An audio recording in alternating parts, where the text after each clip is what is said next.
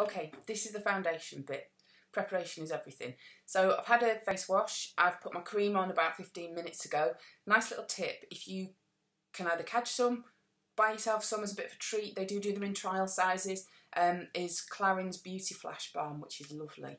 I like that. It just kind of seems to firm everything up and does give a nice little bit of a flash on it. But I also like, and I've become quite a fan of, the skin primers. This one's by Smashbox, which is a company you can get it online. You can get it at the larger Boots stores. Catch a bit of me if you have to, but it really does kind of hold it in place. This one's the oil-free version called Photo Finish, and I've used this on really long shoots, and I just find it keeps the makeup all day really well. So for us, that's going to be fantastic. You only need a pea-sized amount.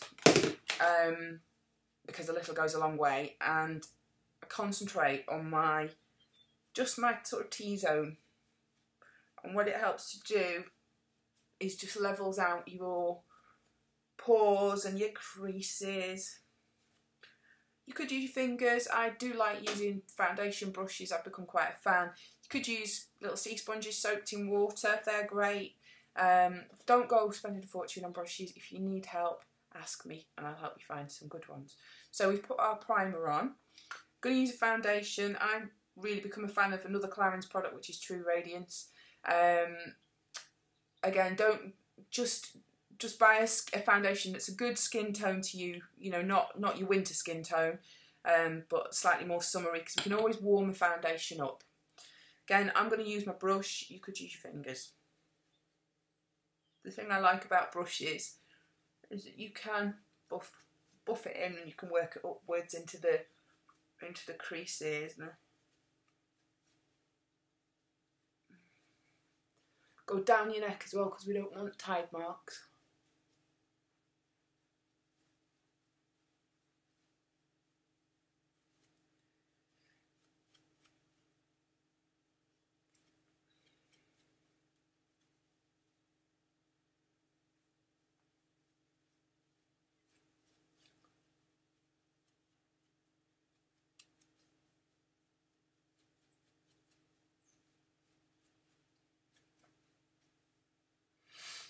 So there we go, creating a nice base. Now you can do your foundation actually afterwards if you wanted to, because if you're going to use lots of, you know, with the smoky eyeshadows, if you think that you're going to drop a lot on your eyes, then do it after. Or be prepared to clear off down here and start that bit again. But there's our base on. Now, the other thing that I like are products. This one's cut by a company called Art Deco, which is not easily get holdable, but you can get them in all places. They're all kind of the same sort of thing as Touche Éclat by Yves Saint Laurent, but loads of people are doing them, and it's basically a light reflecting concealer, and it's great when your shadows are starting to come through, shall we say, in a polite way. And I'll show you where I like to put it. In the corners, on my my dark little lines under my eye, and the outer corner of my eye is brilliant, but also I really like down here, because I'm getting quite hollow in there as I'm getting older. And you can also do them in the little V here if you've got, you know, if you're starting to get a bit jowly, just there.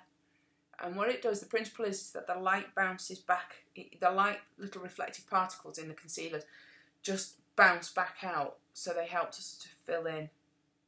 Now if you've got baggy eyes, if you've got, be very careful, don't go whacking this on everywhere.